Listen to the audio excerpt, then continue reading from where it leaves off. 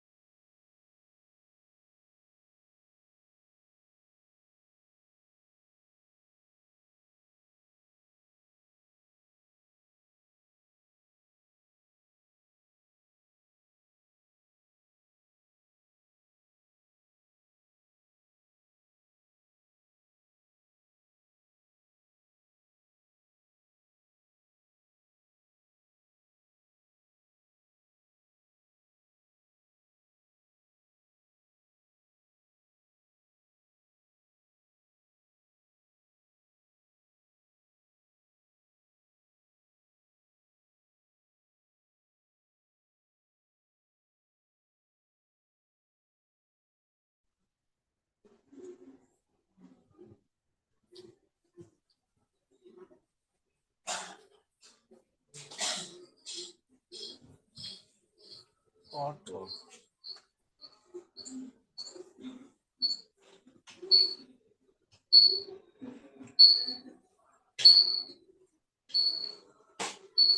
Lampu. Oh, lampu.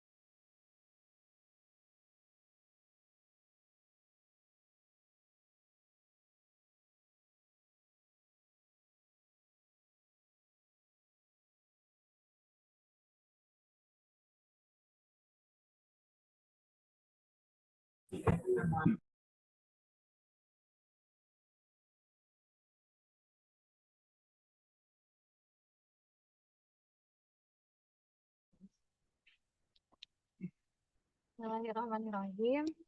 Izin memulai acara mabar pada pagi hari ini. Dipersilahkan Bapak Ibu untuk mengaktifkan kamera agar wajah cantik dan tampan Bapak Ibu terlihat. Assalamualaikum warahmatullahi wabarakatuh. Selamat pagi Bapak Ibu, salam sejahtera bagi kita semua. Yang terhormat Ibu Lucy Komalasari SSITMAP selaku Kepala Bagian Tata Naskah dan Kearsipan, Ibu Wahyuning Tias Kusumadewi SSI selaku Kepala Subbagian Kearsipan, Ibu Enda Sukarni Wuryaningrum Eksos MTLAP selaku Kepala Subbagian Tata Persuratan yang izin saat ini ketiganya sedang mengikuti agenda lain sehingga diagendakan akan bergabung secara virtual. Saya ucapkan selamat datang dan selamat bergabung pada Mabar episode 45 tentang peminjaman arsip. Puji syukur kepada Tuhan Yang Maha Esa karena atas izin, berkat, dan rahmatnya kita dapat hadir dan bergabung secara virtual pada kegiatan hari ini. Perkenalkan, saya Ana yang akan memandu pada acara pagi hari ini. Sebelum memulai acara inti, seperti biasa, kita akan ice breaking dulu dengan bermain game. Siap ya, Bapak Ibu?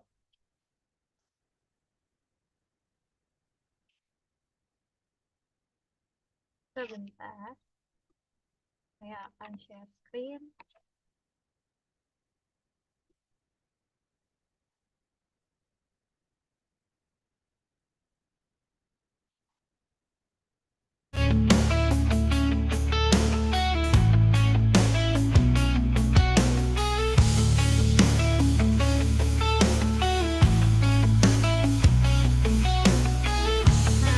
Kita tebak-tebakan negara nih. Ini negara apa Kak, India. Bapak Ibu? India deh. Kita coba ya. India. Oh, Vietnam. India, yang benar India. Oke, lanjut. Brunei Darussalam. Oh, Brunei. Brunei Darussalam. Darussalam. Oke. Arab Saudi. Ya, betul. Bukan Saudi ya, Bapak Ibu. Vietnam. Vietnam. Vietnam. Vietnam. Vietnam. Yang ini Vietnam dulu. coba kita Vietnam. Vietnam ya. Cina-nya juga. Benar Vietnam. Lanjut lagi nih. Kelewat. Kazakhstan. Nah, ini apa nih? Singapura. Izin Singapura. Singapura. Coba. Iya betul. Lagi. Nah ini apa nih Bapak Ibu? Kazakhstan. Oh iya nggak mungkin Indonesia ya. Nusantara. Kazakhstan. Iya betul. Selanjutnya ini Chinese. Tiongkok. Cina ya. Cina. Oke coba ya. Cina. Iya betul. Lanjut. Ini apa? Mongolia. Mongolia. Betul. Terakhir nih. Apa? Turki. Turki. Duh. Ya, betul. Yay, game complete.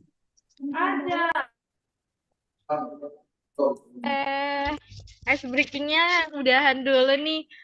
Kita masuk pada acara inti untuk Mas Dani Age. Apa sudah siap? Siap, Mbak Nak. Oke, baik. Nah, kita akan memulai acara inti bersama pembicara kita, Mas Dani Age. Untuk waktu dipersilahkan. Baik, terima kasih Mbak Nak atas waktu dan kesempatannya. Baik, selamat pagi Bapak Ibu. Mohon izin perkenalkan saya AG. Saya pemateri akan menjadi pemateri pada Mabar episode 45 terkait dengan penggunaan arsip, layanan peminjaman arsip HP. Baik, izin share screen Bapak Ibu.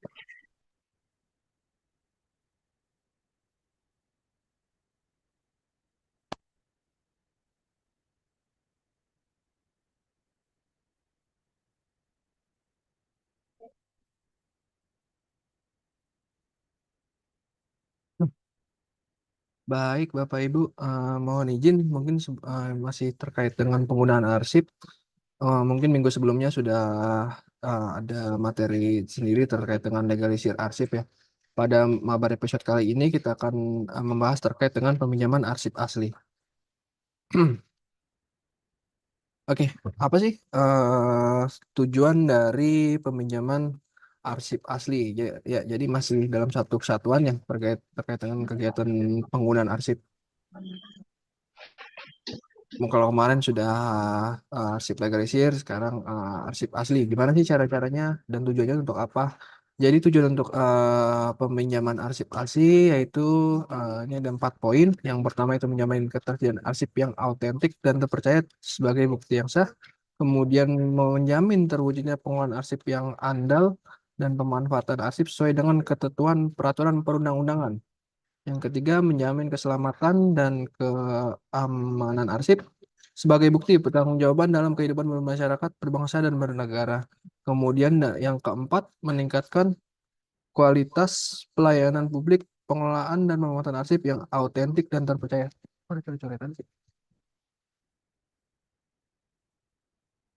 Oke, apa sih maksud dari ketersediaan arsip yang autentik dan terpercaya sebagai alat bukti yang sah?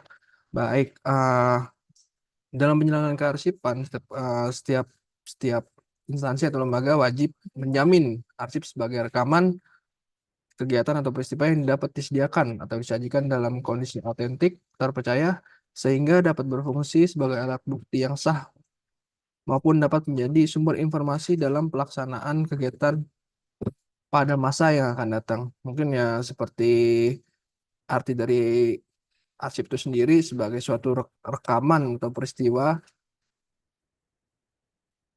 pada suatu instansi atau lembaga yang memang menghasilkan arsip tersebut.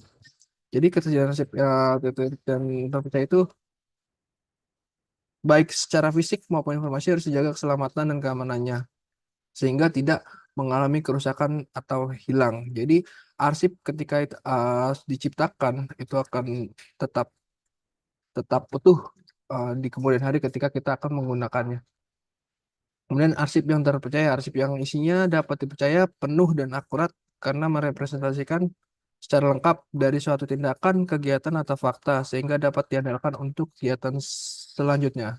Jadi arsip ini tetap ya, tadi ya fungsi utama autentik, tetap terpercaya baik dari arsip itu diciptakan hingga nanti suatu ketika kita akan ingin menggunakan arsip tersebut. Kemudian yang kedua untuk menjamin pengolahan yang andal, sebagai pengelola arsip yang dilaksanakan berdasarkan sistem yang mampu menampung dan merespon kebutuhan perkembangan zaman.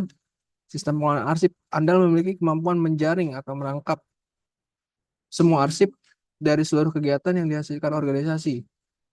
Menata arsip dengan cara yang mencemarikan proses kegiatan organisasi, melindungi arsip dari pengubahan, pengurangan, penambahan, atau penyusunan oleh pihak yang tidak berwenang.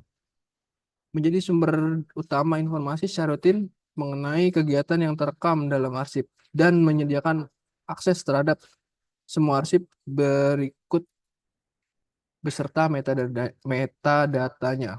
Jadi eh, da- da- ketika arsip itu sudah diciptakan, gimana sih cara agar arsip itu terkelola dan bisa dipakai sampai dengan beberapa tahun kemudian.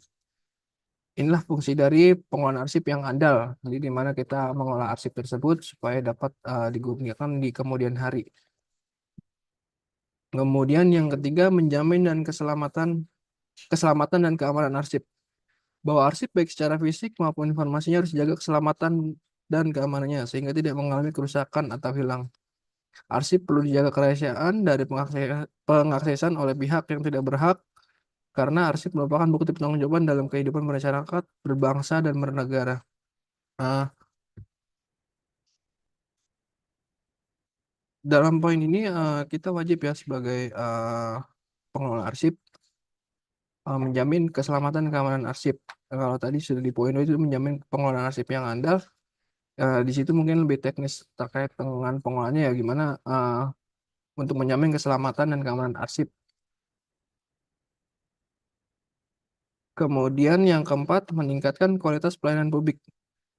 Penyelenggara kearsipan yang komprehensif dan terpadu dengan dukungan sumber daya manusia yang profesional serta prasarana dan sarana yang memadai akan meningkatkan kualitas pelayanan publik dalam memanfaatkan arsip yang dibutuhkan melalui ketersediaan arsip yang faktual, utuh, sistematis, autentik, terpercaya, dan dapat digunakan.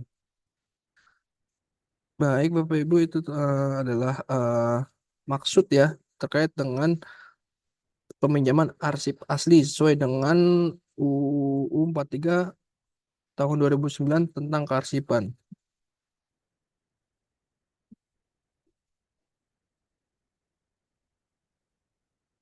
Hmm. Baik, secara garis besar, definisi penggunaan arsip yaitu suatu kegiatan pemanfaatan dan penyediaan arsip bagi kepentingan pengguna arsip yang berhak. Dasar hukumnya apa saja Bapak Ibu? Ini ada UU 43 tahun 2009 tentang kearsipan, kemudian ada Undang-Undang Nomor 14 tahun 2008 tentang keterbukaan informasi publik, dan saat ini yang sudah ada di Kementerian ATR BPN, ini Peraturan Menteri ATR BPN Nomor 32 tahun 2021 tentang layanan informasi publik. Oke, kewenangan penggunaan arsip. Jadi sesuai pasal 37 PP nomor 28 tahun 2012 tentang pelaksanaan Undang-Undang 43 tahun 2009. Jadi yang pertama ketersediaan arsip dan autentisitas arsip menjadi tanggung jawab pencipta arsip. Siapa sih pencipta arsip? Yaitu satker kita masing-masing, baik itu di tingkat pusat, kan provinsi ataupun kabupaten kota. Jadi setiap arsip yang diciptakan oleh pencipta arsip menjadi tanggung jawab masing-masing pencipta arsip. Yang kedua, ketersediaan pengolahan dan penyajian arsip aktif menjadi tanggung jawab unit pengolah dan unit kearsipan. Jadi di setiap pencipta arsip pasti ada unit pengolah dan unit kearsipan. Terkait dengan pengolahannya ini menjadi tanggung jawab unit pengolah dan unit kearsipan dari masing-masing pencipta arsip, baik itu di tingkat provinsi, kabupaten kota ataupun di tingkat pusat. Kemudian yang ketiga, ketersediaan pengolahan dan penyajian arsip inaktif yang diserahkan oleh unit pengolah. Dalam hal ini ini adalah menjadi tanggung jawab unit kearsipan. Jadi unit kearsipan berkewajiban untuk mengolah dan menyajikan arsip inaktif yang sudah diserahkan oleh masing-masing unit pengolah di setiap pencipta arsip.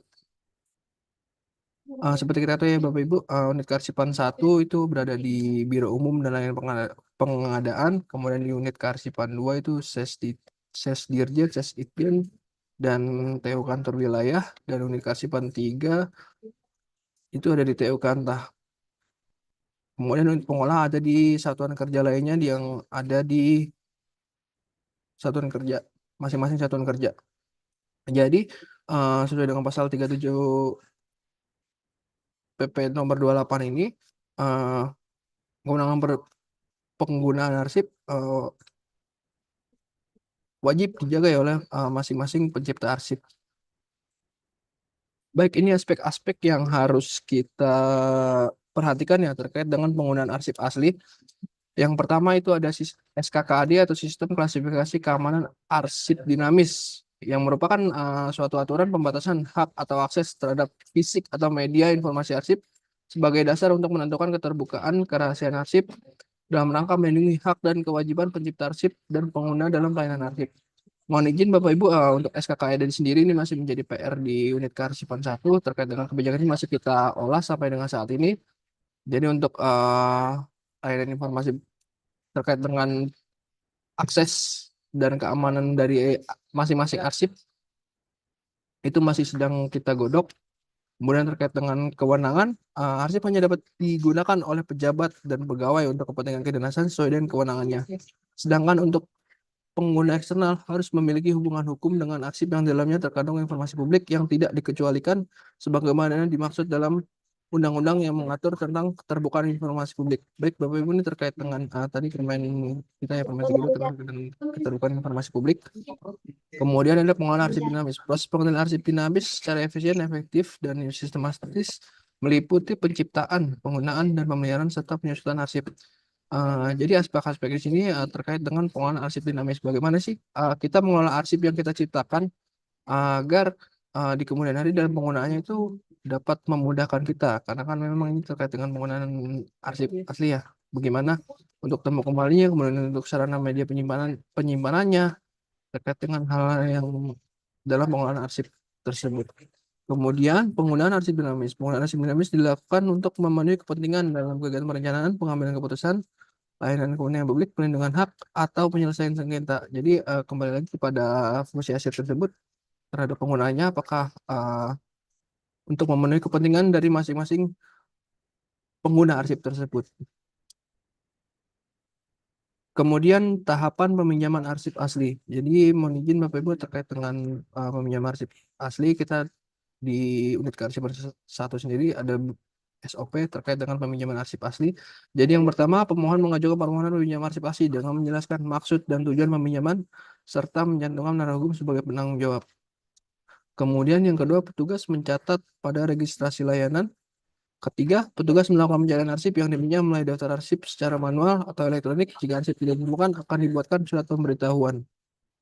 Yang keempat, petugas melakukan telaah atas permohonan peminjaman arsip asli. Selanjutnya melakukan penelitian arsip jika permohonan disetujui oleh pimpinan unit kerja dan membuat surat penolakan jika permohonan tidak disetujui. Jadi ini proses terkait dengan peminjaman arsip asli Bapak Ibu, baik kita sebagai pengguna arsip.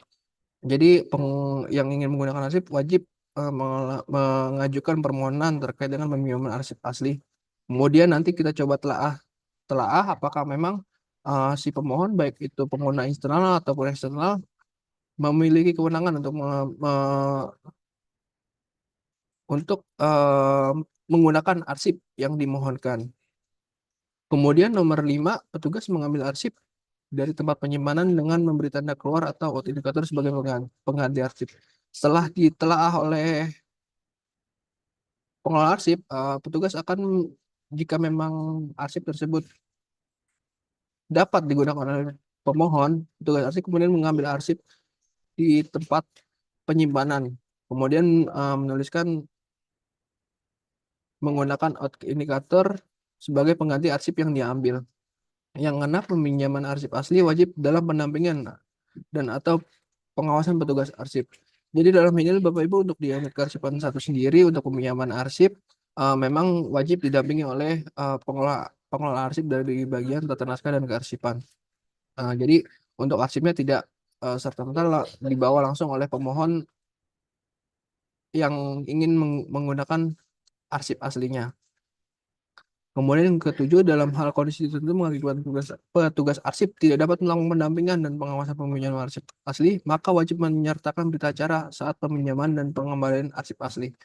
Jadi ketika memang ada suatu kondisi tertentu yang mengakibatkan petugas arsip tidak bisa mendampingi dalam membawa arsip asli, kita membuat berita acara ya Bapak Ibu terkait dengan peminjaman arsip apa saja yang dipinjam oleh si pengguna dan dituangkan dalam berita acara yang ditandatangani oleh pejabat yang berwenang. Kemudian yang ke-8, petugas menyimpan kembali arsip serta memeriksa kelengkapan dan kondisi arsip serta menuliskan tanggal kembali serta membubuhkan paraf tanda keluar pada out indikator. Jadi setelah arsip selesai digunakan, petugas yang tadi mengambil arsip wajib mengembalikan arsip dan memeriksa kelengkapan apakah kondisi arsip itu masih utuh seperti dengan awalnya. Kemudian yang ke-9, petugas dan atau pemohon bertanggung jawab penuh atas kelengkapan dan keutuhan arsip sesuai dengan kondisi saat diambil. Jadi baik itu didampingi atau dibawa oleh pemohon langsung, pengguna wajib bertanggung jawab atas kelengkapan dan keutuhan arsip yang dipinjam. Kemudian pada poin 10, apabila arsip yang dikembalikan tidak lengkap dan atau tidak sesuai dengan kondisi saat diambil, maka petugas dan atau pemohon harus membuat surat pernyataan menghilangkan atau merusak arsip. Jadi ini sebagai sebuah pertanggungjawaban ya Bapak Ibu terkait dengan peminjaman arsip yang asli yang dipinjam. Jadi ketika ada arsip yang memang, wah ini ada yang kurang nih, si petugas atau pemohon wajib bertanggung jawab terhadap arsip yang dihilangkan dengan membuat surat pernyataan. Baik, ini terkait dengan contoh berita acara tanpa pendampingan ya Bapak Ibu. Jadi untuk arsip yang memang langsung dibawa oleh pemohon dan tidak didampingi oleh pengelola arsip, ini untuk peminjaman arsipnya wajib membuat berita acara peminjaman arsip yang ditandatangani oleh dua belah pihak dan ditandatangani oleh pejabat yang berwenang pada masing-masing satker ataupun pemohon.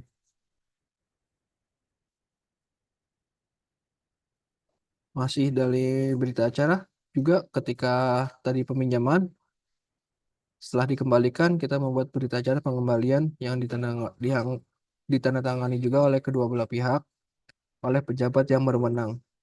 Dan ini untuk surat pernyataan ini jika memang tadi ada arsip yang hilang atau kurang. Jadi ini yang harus dibuat oleh baik itu pengelola arsip yang meminjam ataupun pemohon yang menghilangkan arsip yang tadinya ada kemudian tidak ada. Baik, cukup sekian Bapak Ibu terkait dengan peminjaman asli waktu dan tempat saya kembalikan ke Mbak Anda. Baik, terima kasih Mas Dani Agi atas penjelasan dan paparannya terkait dengan peminjaman arsip asli yang ternyata tidak bisa diserahkan begitu saja, seperti itu Bapak Ibu. Dan sekarang adalah sesi tanya jawab. Bagi Bapak Ibu yang ingin bertanya, silakan raise hand atau bertanya pada kolom chat.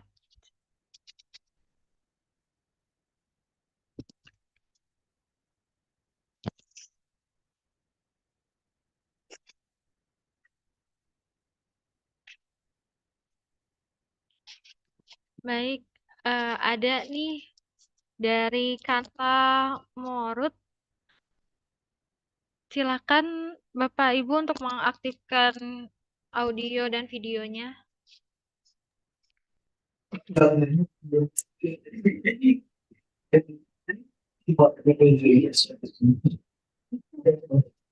Assalamualaikum warahmatullahi wabarakatuh. Izin bertanya.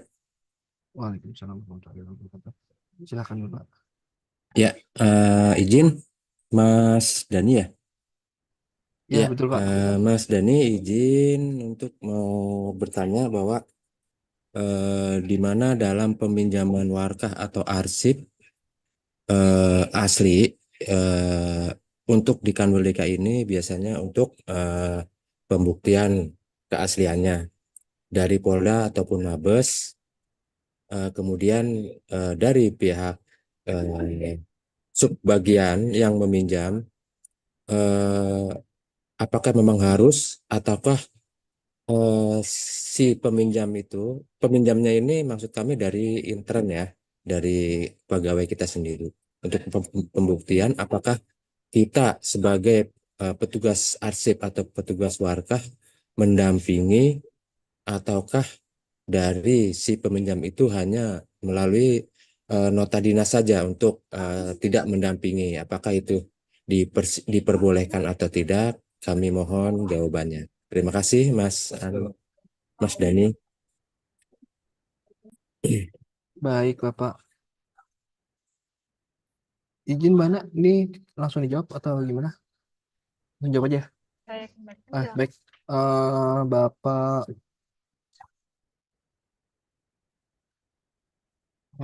Ya baik Bapak, ini terkait dengan peminjaman arsip asli ya Pak. Jadi mungkin kondisinya ada dari seksi yang meminjam suatu warkah ke TU untuk agenda persidangan ya Pak, pembuktian. Oke, jadi sebenarnya Pak untuk seharusnya ya langkah lebih baiknya untuk menjaga keamanan arsipnya memang didampingi oleh dari subbagian TU karena memang ini kan yang bertanggung jawab terkait dengan arsip-arsip tersebut adalah TU. Jadi kalau di kita Pak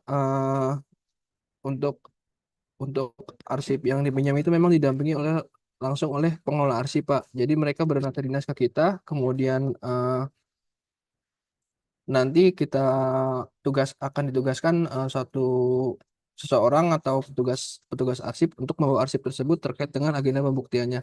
Biasanya dalam nota dinas tersebut sudah ada nih Pak, itu akan agenda pembuktian ke mana, kemudian tanggal berapa, nomor agendanya seperti apa, dan itu akan langsung ditugaskan pengelola arsip untuk membawa arsip yang dimaksud. Nah, mungkin tadi intinya kan boleh nggak sih kalau langsung dibawa oleh si pemohon? Sebenarnya itu agak lebih riskan ya Pak, karena kan kita sebagai pengelola arsip yang memang bertanggung jawab terhadap arsip tersebut. Apabila nanti kemudian di situ tidak ada hitam di atas putih ya Pak terkait dengan peminjaman arsip tersebut. Apabila memang ada berita paling tidak nih Pak minimal itu disertai dengan berita acara peminjaman arsip asli yang ditandatangani oleh masing-masing pejabat yang berwenang. Misalnya dari seksi berapa yang meminjam kepada ke sebagai TU, nanti kedua belah pihak Kasubag TU dan Kasi tersebut menandatangani berita acara peminjaman arsip asli jika memang tidak didampingi oleh petugas arsipnya. Apabila dapat didampingi itu petugas arsip dapat ikut dalam agenda pembuktian di mana arsip itu dibutuhkan untuk agenda pembuktian. Paling tidak minimal memang harus disertai hitam di atas putih sih Pak. Jadi ketika memang arsip tersebut dipinjam oleh seksi lain, kita sebagai pengelola arsip bisa bisa jadi dasar kita. Oh ini loh dipinjam oleh teman-teman di sini ada berita acara. Dan begitupun ketika nanti ada pengembalian itu kan juga nanti ada berita acara ya Pak, yang menyatakan bahwa si arsip ini sudah dikembalikan ke kita sebagai pengelola arsip dan kita cek juga apakah arsip itu utuh seperti pada saat pertama kali arsip itu dipinjam. Jadi untuk lebih amannya ya Pak minimal memang seharusnya disertai dengan berita acara peminjaman arsip atau didampingi oleh petugas arsip. Jadi untuk menjaga keamanan arsip tersebut Pak, begitu Pak. Izin. Baik, terima kasih, cukup jelas Mas Dani. Terima kasih. Terima kasih kembali Pak. Baik, terima kasih atas jawabannya dan pertanyaan dari Kantamorut. Selanjutnya ada raisan lagi nih Mas Dani Age dari Bapak Jainuddin Kantabuol ya. Untuk waktu dan tempat dipersilakan Bapak. Selamat siang Pak. Selamat siang, Pak Denny. Siang Pak. Saya Pak Jainuddin dari Kantabuol. Jadi terkait dengan penggunaan arsip, saya langsung saja ya. Kita di Buol ini ada kesulitan warga transmigrasi yang tidak tahu lahannya. LU1-nya, LU2-nya dia tidak tahu. Yang tahu itu hanya di kantor pertanahan dan transmigrasi, ada petanya. Sekarang masalahnya, siapakah yang harus bermohon untuk meminta peta itu, meminjam peta itu untuk digunakan penentuan lokasi? Apakah misalnya dari masing-masing warga yang meminta untuk melihat peta itu untuk menentukan lokasinya mereka, atau kepala desa yang bermohon ke pertanahan untuk dipinjam peta transmigrasi, atau kita dari kantor pertanahan ini berkewajiban untuk memberikan peta ini kepada setiap desa setiap desa yang mempunyai peta transmigrasi. Apakah misalnya dari pertanahan memang harus memberikan peta itu ke desa? Karena itu kan warga mau tahu di mana lahannya, karena kalau transmigrasi itu warga tidak tahu lahan satunya, lahan duanya, hanya dengan peta yang kita miliki di pertanahan. Ya, demikian.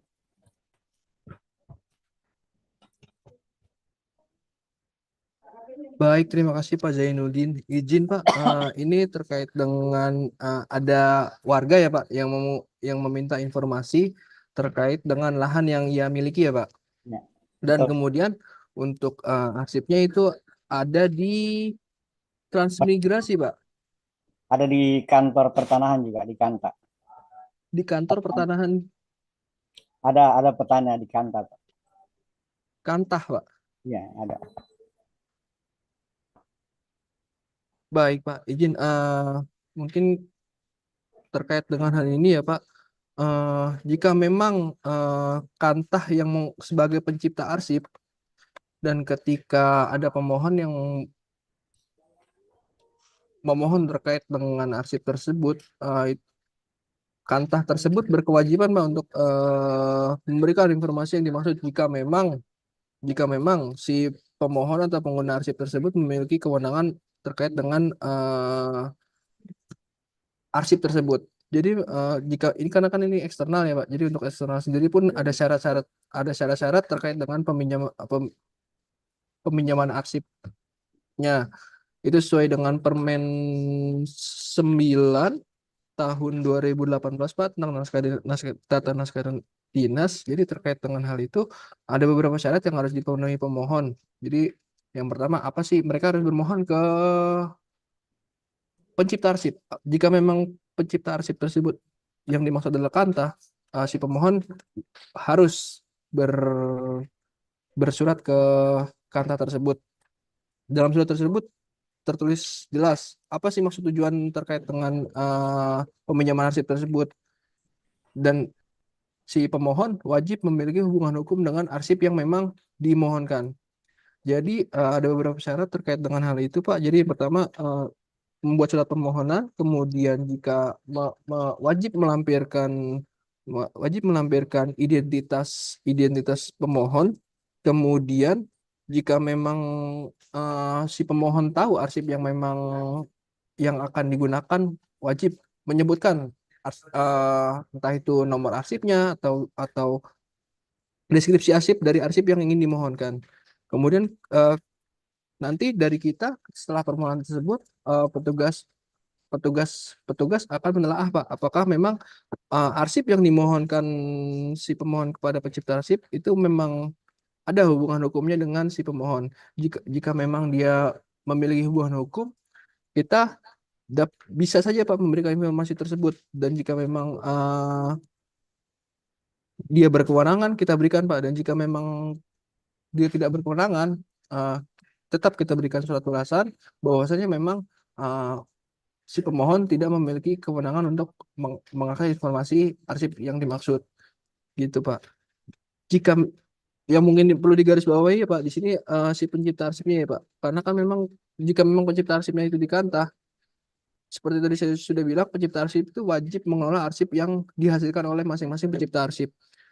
Jika memang itu ada di kantah Kabupaten Buol misalnya Pak, ya itu memang jadi tugas Satker Kantah Kabupaten Buol gitu Pak. Jadi memang untuk hal ini, jika memang si pencipta arsip memiliki arsip yang dimaksud, si masing-masing warga dapat meminta informasi melalui surat permohonan SOP yang berlaku, gitu Pak. Kalau misalnya ini Pak, boleh komunikasi langsung ya. Kalau Boleh misalnya Pak. kepala desa saja yang mengajukan secara global untuk peta itu, bolehkah dia? Artinya memang kayak tidak ada hubungan hukumnya, tetapi dia selaku pejabat di desa yang bisa menertibkan warganya. Jadi dengan peta Baik yang Pak. itu dia bisa menertibkan warganya bahwa si A di sini, si B di sini, si C di sini. Baik Pak, terkait dengan hal itu mungkin kita kembali lagi ke dasar hukum penggunaan arsip ya Pak. Ya, ya.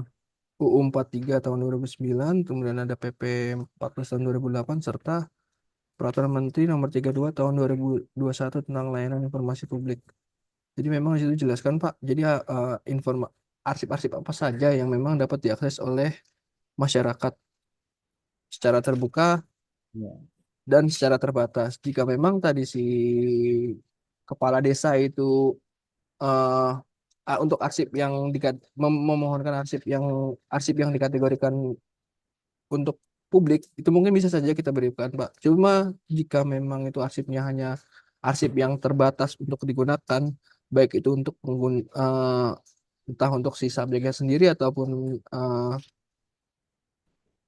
instansi atau lembaga yang dapat mengakses, itu tidak bisa kita berikan Pak. Jadi memang harus sesuai dengan peraturan tentang informasi publik tadi Pak. Kemudian juga saat ini kita sedang masih menggodok terkait dengan sistem klasifikasi keamanan arsip dinamis Pak. Jadi memang di situ nanti akan diatur Pak, arsip-arsip apa saja yang memang untuk dari segi keamanannya itu siapa yang bisa mengakses, kemudian siapa yang bisa memohon, agar dapat spesifik ya Pak kita berikan. Seperti itu sih Pak. Cuma untuk saat ini jika memang dia tidak memiliki hubungan hukum sejauh ini, tidak dapat mengakses informasi tersebut Pak. Jadi memang harus si subjeknya langsung Pak yang memiliki hubungan hukum dengan arsip tersebut. Kalau Gitu, Pak. kalau sepanjang pengetahuan Bapak, apakah peta ini, peta transmigrasi ini boleh diakses umum untuk masyarakat desa tersebut? Misalnya begini, maksud saya gini, peta transmigrasi ini dipajang di kantor desa bahwa si A, si B, si C di sini tempatnya. Artinya ini peta transmigrasi. Apakah boleh misalnya ini, maksudnya apakah ini boleh diakses secara umum oleh masyarakat di desa tersebut, atau memang ini dirahasiakan?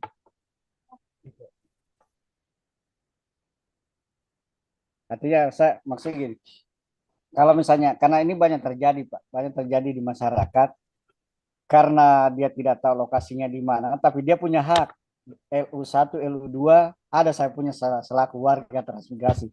Tapi karena saya tidak tahu mana yang paling dekat dengan rumah tempat tinggal itu dia kerja, padahal belum tentu punya dia di situ.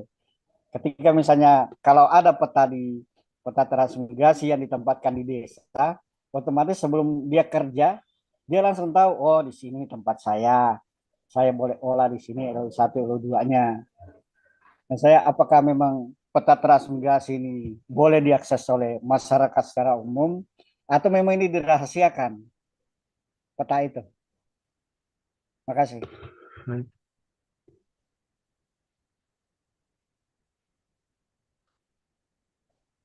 Ya Pak, makasih.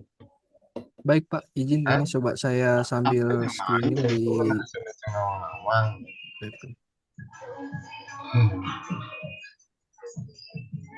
izin Bapak, mungkin seperti yang tadi saya katakan ya Pak. Jadi memang kalau untuk Warka sendiri sebenarnya memang itu sangat terbatas ya Pak. Jadi mungkin memang belum dapat kita berikan jika memang si si si pemohon yang tadi Bapak bilang kepala desa ya mungkin belum dapat kita berikan. Jadi untuk memang peta itu kan termasuk bagian dari terbatas ya Pak, arsip terbatas ya. Jadi tidak semua orang bisa mengaksesnya. Cuma itu tadi kembali lagi jika memang si pemohon memiliki dapat dapat dapat membuktikan bahwasanya si pemohon ini memiliki hubungan antara si pemohon dengan si arsip tersebut. Begitu sih Pak. Izin Oh, Pak. berarti Jadi peta memang masih terbatas ya Pak untuk boleh peta dipajang sendiri. di desa ya. Peta ini tidak boleh dipampang di desa, dipajang di desa, di kantor desa. Peta transmigrasi ini. Izin Pak sebenarnya tidak boleh ya Pak, karena kan memang masih arsip terbatas ya Pak, karena kan itu bagian dari pemetaan juga ya Pak. Coba saya sambil cari ya Pak di Permen Iya, iya, tentang iya. layanan informasi publik, Kita apakah memang masyarakat, Pak. Jadi arsip tersebut kami ada warga di situ tahun 80-an, 90-an yang datang ke kantor minta minta ditunjukkan lokasinya warga transmigrasi. Sementara kalau misalnya kita mempermudah kita, karena kalau semua saya datang satu-satu kan ribet juga Pak. Nah, maksud saya kalau misalnya memang ini peta bisa kita pajang di desa, tinggal di desa saja. Kepala desa yang bertanggung jawab, saya tunjukkan lahannya di mana. Maksudnya begitu. Jadi mempermudah pekerjaan. Yang kita terlalu mempersulit masyarakat. Ya, baik Pak. Pak. Ya, makasih Pak. Baik Pak. Terima kasih kembali Pak. Izin teman-teman ada yang bisa membantu?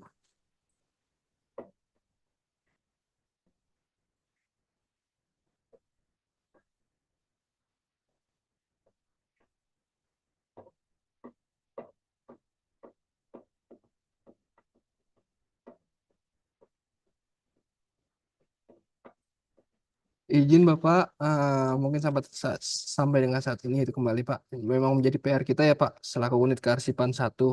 Jadi saya belum bisa menjawab secara pasti terkait dengan kebijakan hal ini ya Pak.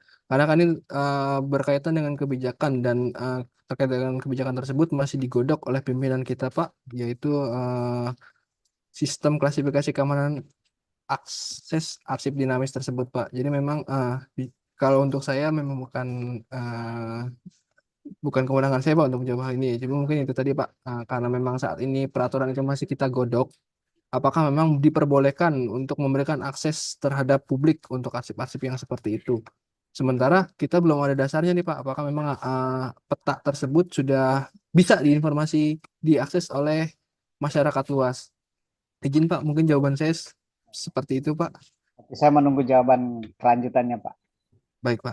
Masyarakat kami di Buol ini tenang.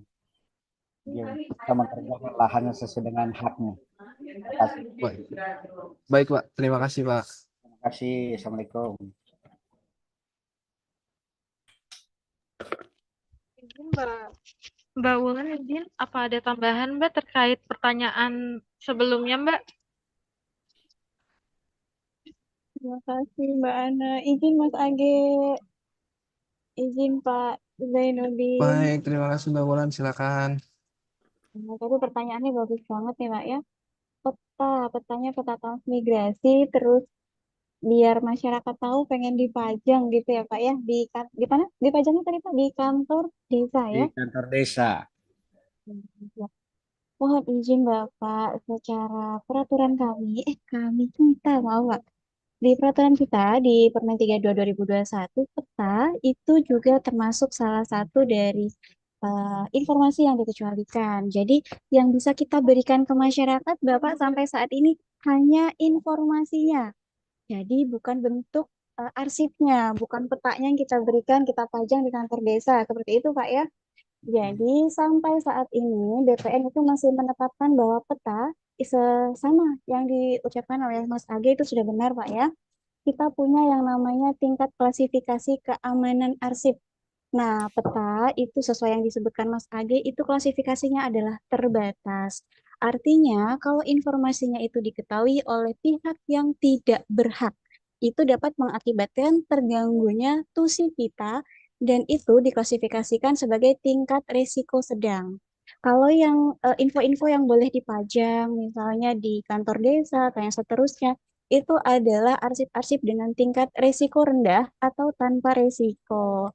Seperti itu, Bapak. Karena petanya ini masuk arsip dan juga BMN kita, gitu ya, Bapak ya. Tapi masyarakat boleh nggak tahu informasinya? Boleh, Bapak. Misalnya masyarakat pengen tahu informasinya, tanah saya yang mana, yang di sebelah mana gitu. Ya. Boleh, tapi yang kita berikan bukan arsipnya, Pak ya, tapi informasinya saja gitu.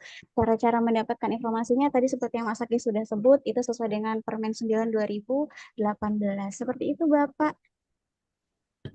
Terima kasih. Terima kasih Mbak Bulan. Ya, sami-sami Mas Age. Sedang bisa ya. Terima kasih Mbak Wulan atas partisipasi dan jawabannya. Bagaimana Bapak Jainuddin? Apa sudah terjawab atau seperti apa, Pak? Masih ngambang jadinya, Mbak. Jadi kalau ada informasi yang dikasih, mereka belum tahu posisinya di mana. Mereka belum tahu posisinya ya, Pak ya. Berarti mereka transmigrasi. Sudah ada sertifikatnya, Bapak ya. Udah ada tanda bukti mereka memiliki. Ada. Nah, itu Bapak, itu yang dibawa ke kantor BPN ya Pak ya. Silakan dibawa ke BPN. Nanti bisa ada beberapa metode yang nanti dipakai sama teman-teman di kantor. Bisa rekonstruksi batas, bisa juga mereka lihat di aplikasi yang kita punya, bisa disentuh tanahku, dan seterusnya. Gitu. Tapi kalau petanya, itu memang tidak boleh diberikan Bapak. Kenapa? Dalam satu peta itu memuat informasi lain yang bukan miliknya si pemohon itu. Gitu. Dia hanya boleh memperoleh informasi yang melekat pada hak atau kepemilikan dia. Pada di satu peta itu terhampar seluruh peta, seluruh bidang tanah dari satu hamparan itu. Itu yang tidak boleh diberikan ya, Bapak. Berarti kalau mau berkelompok mereka masuk ke pertanahan, misalnya 100 warga, mereka datang semua bermohon begitu satu-satu, baru kita layani semua. Sampai Kalau saat ini sekedar SOP kita informasi, menyebutkan seperti itu, Bapak. Gitu. Karena kalau kita memberikan tidak sesuai SOP itu, nanti yang kena teman-teman, Bapak. Gitu. Karena ada tuduhan menyebarkan informasi. Seperti itu, Bapak.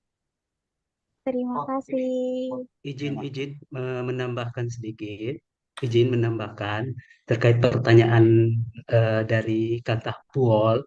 Iya, silakan Bapak. Iya, izin menambahkan ya, terkait dengan pertanyaan Kantah Buol, itu sebenarnya mereka ini kan mau memperjelas terkait dengan gimana sih masyarakat ini untuk menentukan lokasi peta di mana dari hak. Kantah Buol ini, petahnya itu bagaimana yang transmigrasi mereka kan tidak tahu. Nah sekarang gini, dari pemohon itu melakukan permohonan pengembalian batas saja, bahwa di mana lokasi itu, titiknya di mana, dia melakukan bawa sertifikatnya, daftarkan terus, oh di sini pada saat dilakukan titik koordinat itu nanti kelihatan, oh ini lokasinya. Tapi yang bermohon tadi itu kan tidak tahu di mana lokasinya. Nah sekarang posisinya itu harus dia menunjukkan di mana lokasi ini, tapi dia tidak tahu. Nah sekarang kalau mau menunjukkan lokasi itu memang melakukan pengembalian batas, didaftarkan perorangan boleh, per kelompok boleh. Itu tidak jadi masalah sebenarnya. Untuk mau dibilang harus supaya menentukan peta, biar kita perlihatkan peta juga ke masyarakat. Pasti masyarakat tidak tahu yang mana itu. Iya. Ah, itu. Jadi saran saya bahwa Kalau bisa, pemohon itu lakukan pendaftaran saja untuk pengembalian batasnya karena ada sertifikat asli mereka pegang. Itu dasar mereka. Nah, supaya mereka tahu lokasinya ini, oh ini saya tanah transmigrasi, terus didaftarkan. Kalau untuk ke arsipnya itu memang itu kewenangan di eh, masing-masing punya tanggung jawab untuk mengeluarkan itu pada saat nanti didaftarkan. Oh ini bagian teknis. Oh ini harus saya lihat dulu arsipnya ini. Tapi tidak dikeluarkan ke pihak pemohon tidak. Karena arsip itu memang sangat sensitif untuk keluar, nggak bisa. Kecuali dia itu dilakukan permohonan saja ke bagian pelayanan untuk menentukan lokasinya dia itu di mana. Itu saja karena dia sudah memiliki sertifikat. Yang konsekuensinya yang tidak memiliki sertifikat ini yang sulit karena tidak ada dasar untuk melakukan pendaftaran seperti apa. Itu saja sih. Terima kasih. Terima kasih Bapak. Aduh, sayang sekali nih. Namanya tadi hanya Kantah, saya belum bisa menyapa Bapak. Siapa Bapak? Oke, sudah Pak di. Firman. Siap, terima kasih banyak Pak Firman. Jadi sepakat ya Pak ya, tidak bisa diberikan petanya Bapak. Jadi silakan melakukan pengembalian data. Memang seperti itu prosedurnya ya Bapak.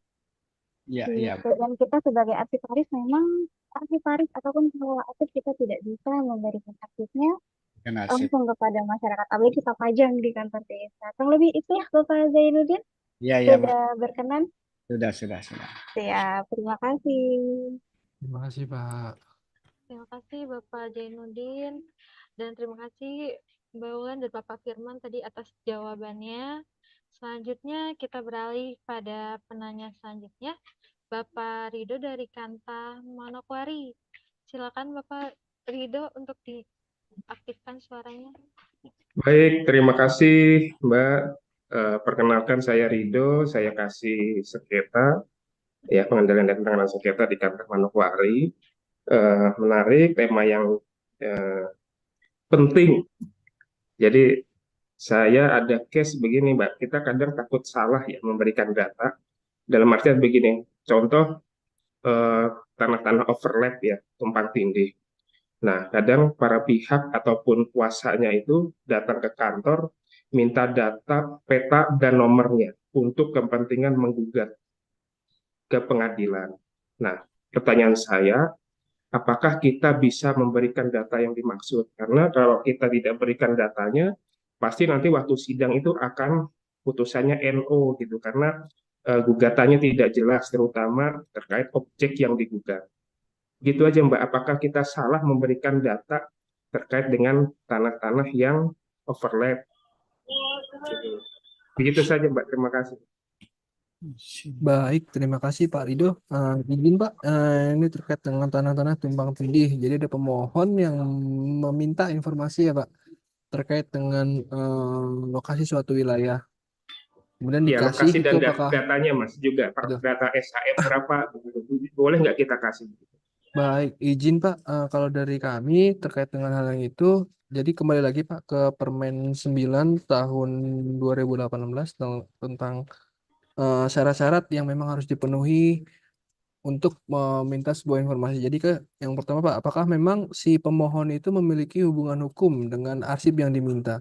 Jadi tidak semata-mata kita tidak langsung memberikan arsip yang diminta kepada pemohon. Kita perlu telah dulu Pak. Jadi apakah memang si arsip itu memiliki hubungan hukum? Jadi satu, jadi tidak hanya melalui surat permohonan, tapi ada beberapa syarat yang memang harus dipenuhi Pak. Yang pertama yang surat permohonan, yang berisikan tentang maksud dan tujuan, kemudian nomor surat yang memang dimintakan, serta identitas si pemohon. Kemudian si pemohon juga wajib melampirkan KTP, fotokopi KTP. Jadi memang si pemohon langsung, dan jika memang dikuasakan si pemohon yang memang memiliki hubungan memberikan kuasa kepada pihak kuasanya, itu wajib disertakan surat kuasa. Kemudian kita coba telah Pak, apakah memang si pemohon memiliki hubungan dengan arsip yang dimintakan. Jadi apakah arsip yang dimintakan itu kan biasanya ada subjek ya Pak, ada subjeknya si pemilik. Apakah memang si pemohon itu memiliki hubungan hukum dengan objek arsip yang dimintakan Pak. Jika memang dia memiliki hubungan hukum, itu bisa kita berikan. Tapi kalau memang mereka tidak memiliki hubungan hukum dengan arsip yang dimintakan, itu kita bisa menolaknya Pak sesuai dengan peraturan Permen 9 tadi Pak tahun 2018. Jadi memang tidak semata-mata ketika mereka mengajukan permohonan untuk meminta informasi suatu kondisi itu ya Pak, kita bisa langsung berikan. Itu tetap kita harus telah dulu apakah memang ada hubungan antara si pemohon dengan arsip yang dimintakan. Seperti itu Pak, izin. Izin Mas, saya perjelas lagi. Apakah izin tadi diberikan oleh kepala kantor atau kalau kita kan suka berargumennya harus dengan surat Kakanwil begitu ya, setiap permintaan data. Gitu Mas.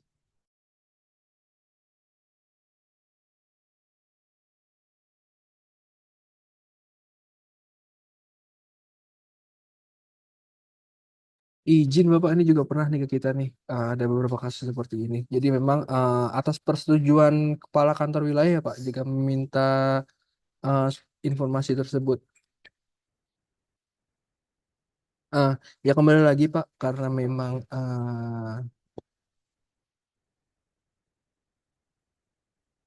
Permen 9 ya. Kembali lagi Pak ke Permen 9. Jadi memang kita mengarahkan Pak. Jadi prosedur utamanya kan kalau memang ingin memberikan arsip harus ada hubungan hukum antara si pemohon dengan si arsip yang dimintakan. Jika memang tidak tidak tidak tidak memiliki hubungan hukum, itu pasti kita perjelas lagi kepada pemohon. Mohon untuk apalagi kan yang memang sering kita terima memang terkait dengan untuk menggugat kita ya Pak. Jadi memang kita tegaskan lagi bahwasannya si arsip ini memang tidak dapat diakses oleh seluruh masyarakat. Jadi harus sesuai dengan syarat-syarat yang harus dipenuhi oleh si pemohon. Gitu sih Pak.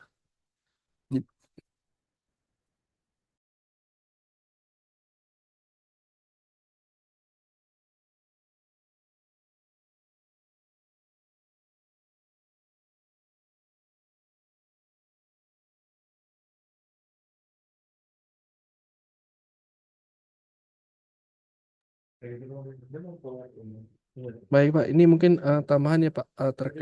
Mungkin dasarnya dari Peraturan Menteri Negara Agraria Pak yang nomor 3 tahun 97, judulnya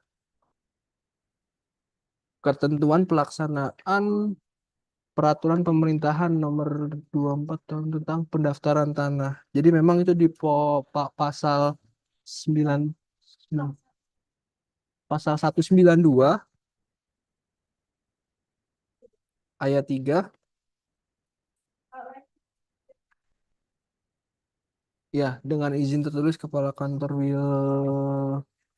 wilayah kepada instansi yang memerlukan pelaksanaan tugasnya dapat diberikan petikan, salinan atau rekaman dokumen pendaftaran tanah yang tersimpan di kantor pertanahan. Jadi memang di sini sudah sangat jelas sampai dengan izin tertulis dari kepala kantor wilayah pada instansi yang memerlukan pelaksanaan tugasnya dapat diberikan petikan, salinan atau rekaman dokumen pendaftaran tanah yang tersimpan. Jadi kembali lagi, jika memang mereka berkewenangan, kita bisa berikan Pak. Jadi Mbak Ana mungkin boleh di-share screen peraturan Menteri Negara Agraria nomor 97 tadi, terkait pembahasan tadi.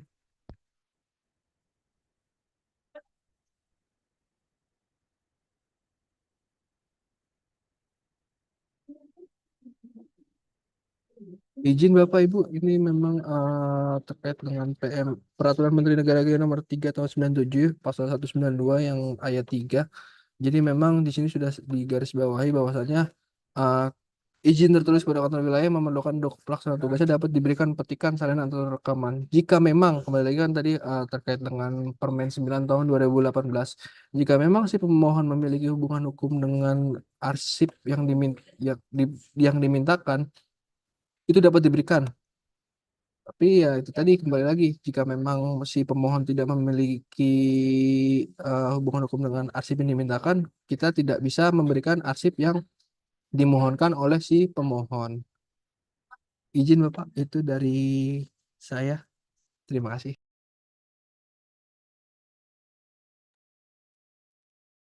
Baik, Bapak Ridho, apa sudah terjawab?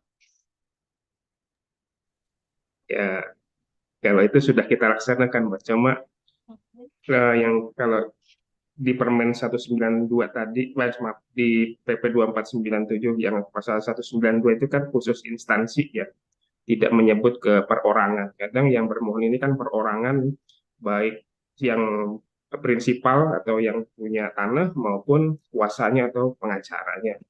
Nah, kadang kami di kantor itu, Mbak, em, kita tahu bahwa itu overlap, terus untuk kepentingan mereka menggugat ini, mereka tanya data-datanya.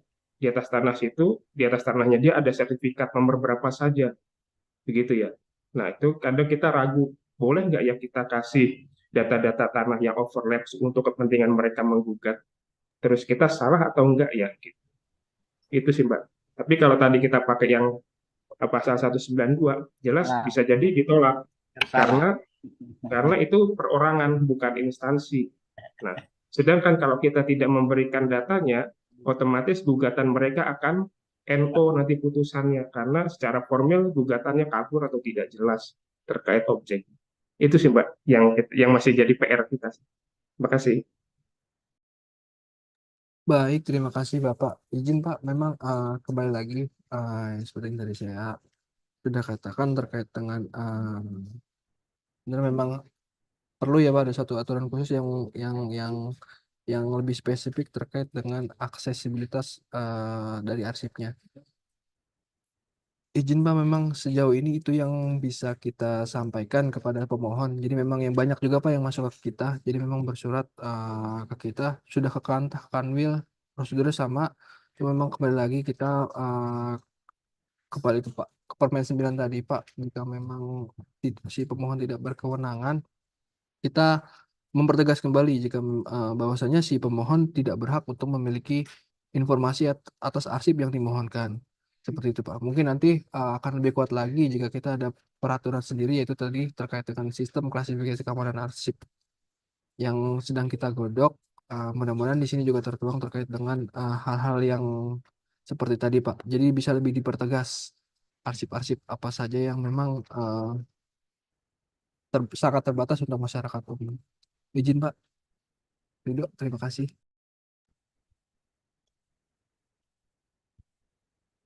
Baik, terima kasih Bapak Ridho atas pertanyaannya dan Mas Dani Agi atas jawabannya.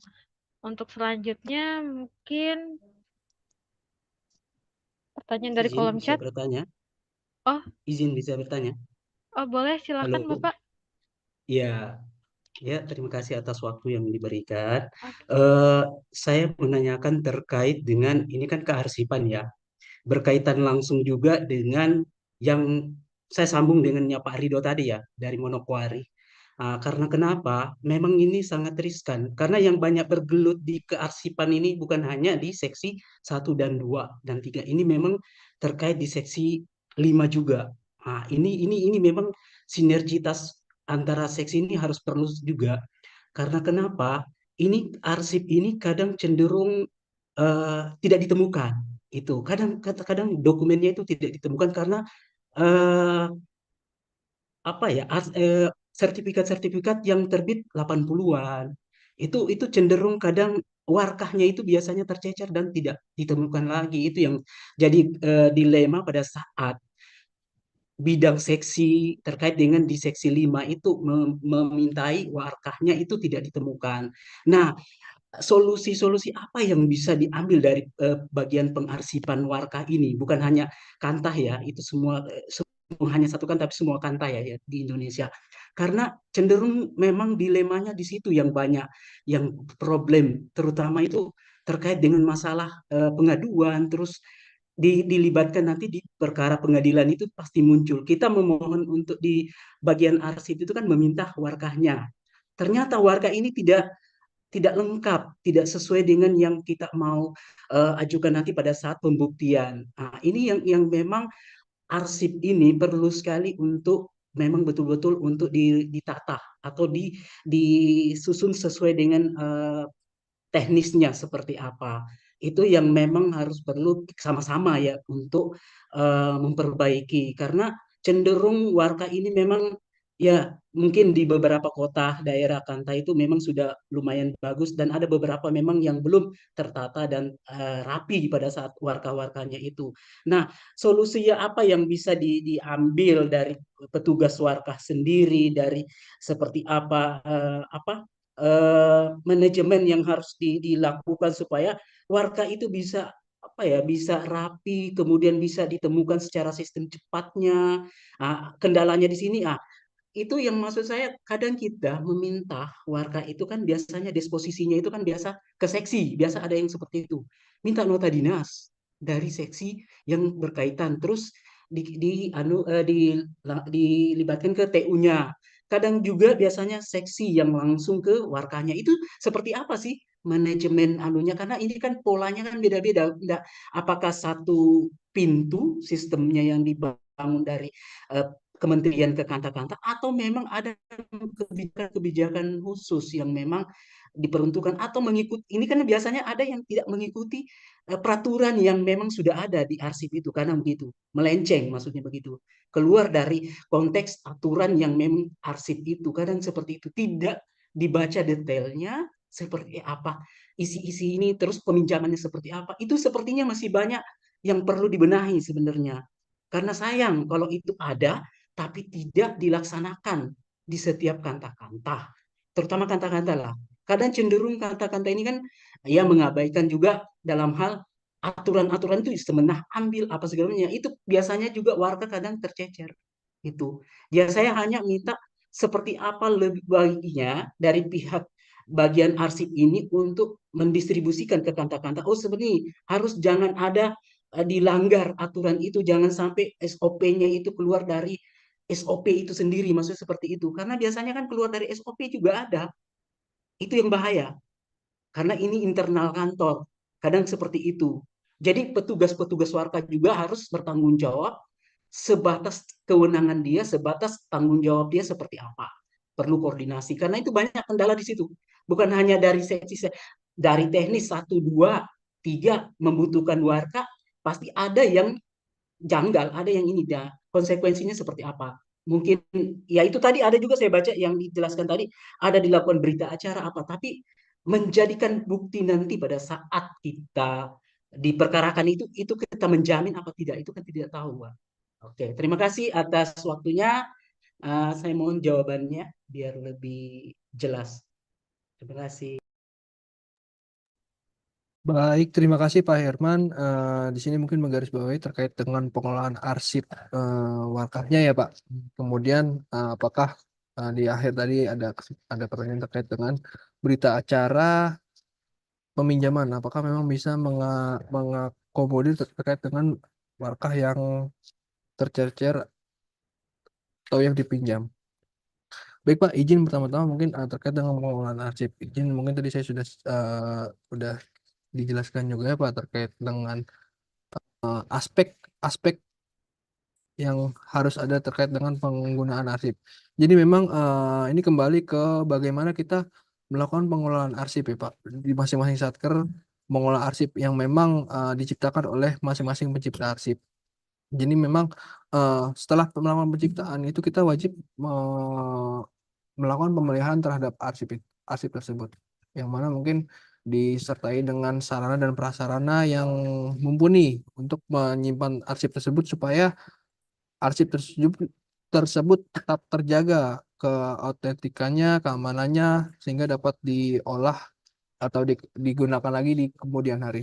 Mungkin ini kasusnya ya untuk kasus yang 80 itu memang kami pun juga mengalami ya Pak. Jadi memang arsip-arsip yang di tahun lama karena pengelolaan arsip pada tahun tersebut tidak dikelola sedemikian rupa itu menyebabkan beberapa tahun kemudian ya Pak yang sudah ya hampir 40 tahun ya Pak kita yang merasakan. Jadi pengguna arsip yang memang pada tahun ini ketika digunakan kita sebagai pengelola arsip yang sebenarnya itu bukan pekerjaan kita ikut merasakan dampaknya Pak. Kita gimana nih sih kok arsipnya bisa nggak ketemu gitu Pak. gimana sih ini pengelolaannya? Mohon izin Pak, mungkin itu terkait dengan pengelolaan arsipnya. Marilah kita sama-sama mencoba mencoba mengelola arsip yang memang tercipta pada tak beberapa saat kita bertugas apa, sehingga arsip-arsip tersebut entah itu beberapa puluh tahun kemudian bisa bisa tetap terjaga oleh teman-teman yang akan mengolah di tahun depan. Itu pun sama Pak, kita di pusat juga mengalami hal yang sama terkait dengan arsip-arsip yang tersebut. Cuma ya memang kita hanya kita tidak bisa menyalahkan karena kita juga hanya apa ya melakukan pemeliharaan terhadap arsip-arsip yang terdahulu. Sementara untuk yang saat ini kita hanya mencoba mengupayakan supaya arsip itu terkelola dengan baik, baik itu dari sisi pemeliharaannya, sehingga nanti sewaktu-waktu ketika kita menggunakan atau ketika sudah kita tidak di sini lagi, teman-teman yang di kemudian hari akan menggunakan arsip itu tetap terkelola dalam suatu sistem yang memang dari segi keamanannya, kemudian temu kembalinya itu mempermudah kita. Dan kemudian untuk berita acara ini Pak, jadi memang ini untuk yang arsip-arsip baru ya Pak. Jadi memang arsip-arsip baru ini kan terkadang itu masih utuh ya Pak. Dan itu yang perlu kita jaga. Jadi sebenarnya berita acara ini untuk meminimalisir hal-hal yang memang seperti tadi itu Pak. Jadi ada peminjaman arsip, kemudian arsipnya tercecer. Jadi kan untuk menghindari hal-hal yang tersebut Pak, kita sebagai pengelola arsip bertanggung jawab atas arsip yang terkelola pada saat ini. Jadi kita upayakan untuk yang tahun-tahun lama ya udah kita coba kelola, kemudian yang tahun baru kita coba upayakan gimana sih caranya agar arsip ini tetap dari segi keamanan, kemudian segi aksesibilitasnya lebih mudah, sehingga tidak di beberapa tahun kemudian itu tidak menjadi masalah lagi untuk kita.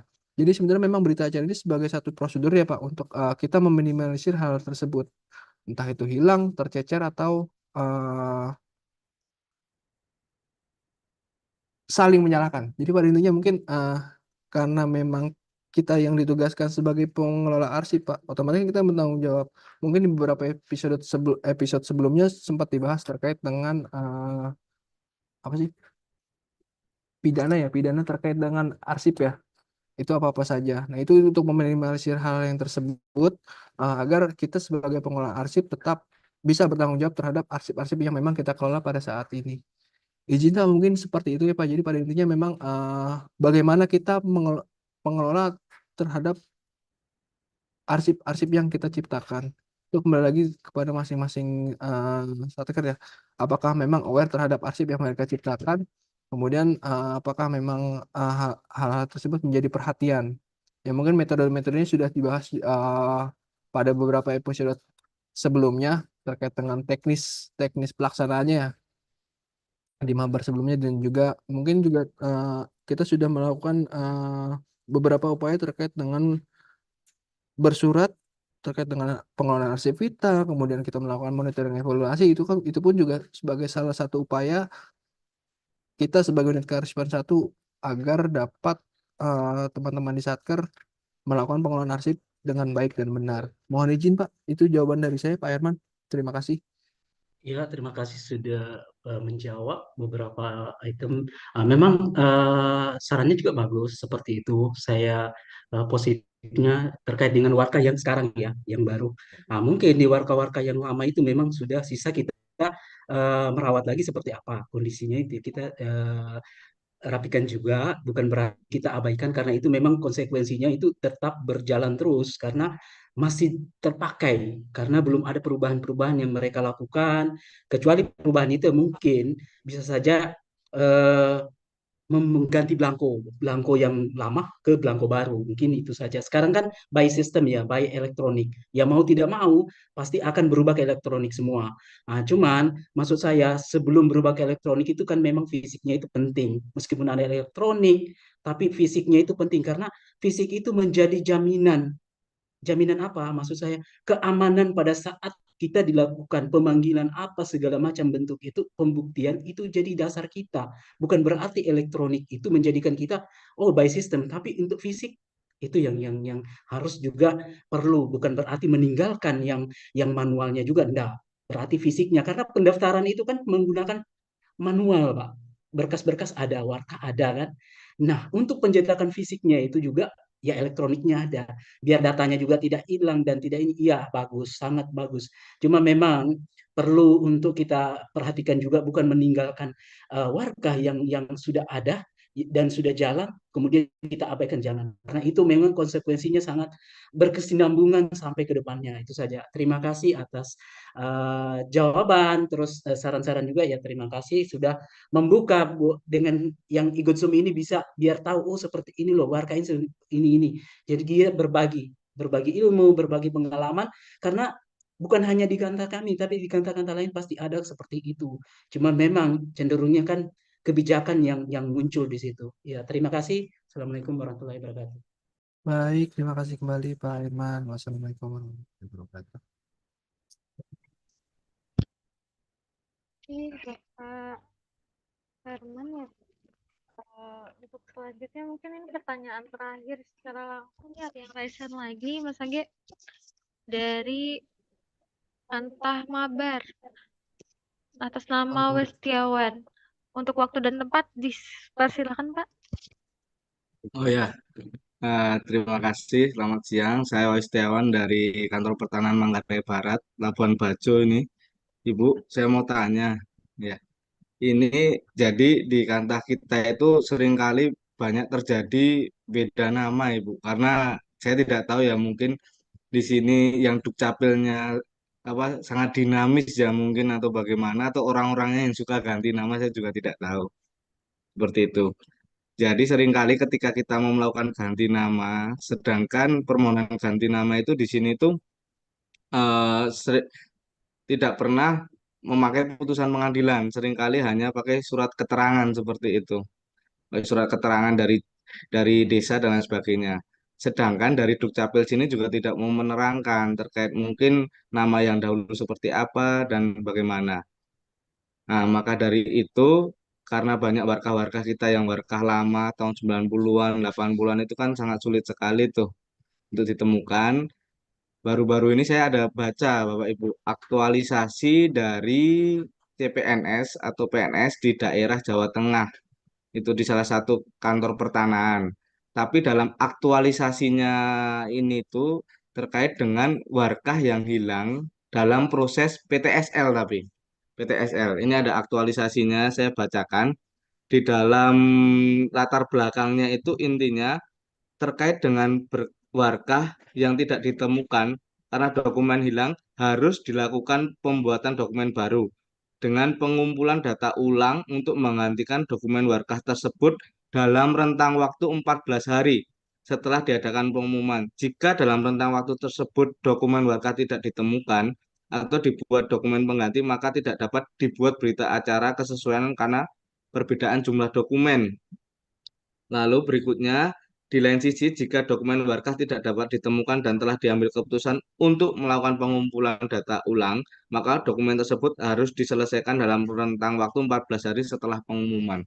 Nah, maksud saya, untuk pengaplikasiannya bisa tidak, misalnya karena kita kurang yakin nih, warga kita kan tidak ada nih, benar-benar tidak tersedia ini warganya. Banyak sekali, benar-benar tidak tersedia. Bisa tidak kalau kita bagaimana sih prosedurnya kalau kita mau buat warga ini tidak ditemukan? Seringkali di sini kita buatkan berita acara warga tidak ditemukan dan lain sebagainya. Tapi itu kan tidak menyelesaikan masalah. Eh, Misalnya kita buat berita acara, terus kita buatkan pengumuman atau bagaimana, terus kita carikan lagi nih dokumen-dokumennya. Entah itu surat pernyataan penguasaan fisik, surat keterangan riwayat tanah, atau bahkan KTP KK. Itu kan jelas dilampirkan. Maksud saya bisa nggak kita mengumpulkan data ulang itulah. Tapi itu bukan jadi warga warga menggantikan yang dulu. Tapi untuk meyakinkan kita boleh nggak sih meminta hal-hal tersebut? Mungkin itu aja sih dari saya. Kalau bisa dilakukan, bisa nggak prosedurnya kalau kita turun nih, turun lokasi, kita ngecek beneran bidangnya, takutnya bidang-bidang yang dimohonkan ini masih belum terpetakan, masih belum plotting. Mungkin itu saja cukup dari saya. Mohon izin, terima kasih atas waktunya. Bila itu walidaya, wassalamualaikum warahmatullahi wabarakatuh. Terima kasih. Waalaikumsalam warahmatullahi wabarakatuh. Terima kasih Bapak Setiawan atas pertanyaannya. Mungkin bisa dijawab Mas Sawi. Baik, terima kasih Pak Setiawan atas pertanyaannya. Mungkin ini terkait dengan pengelolaan arsipnya ya. yang tadinya ada ada beberapa kasus di mana warkah itu tidak ditemukan, kemudian ada suatu aktualisasi yang dilakukan oleh seseorang yang mana untuk menggantikan warkah yang tidak tersedia ini bisa nggak sih dilakukan dengan pembuatan dokumen baru, yaitu dengan cara penyampaian penyampaian data ulang untuk warkah-warkah dari si arsip yang memang warkahnya itu hilang, begitu ya Pak. Izin Pak, secara kearsipan, mungkin sudah saya sebutkan tadi ya, terkait dengan autentifika, autentisasi dan apa sih? Autentisasi. Oh iya.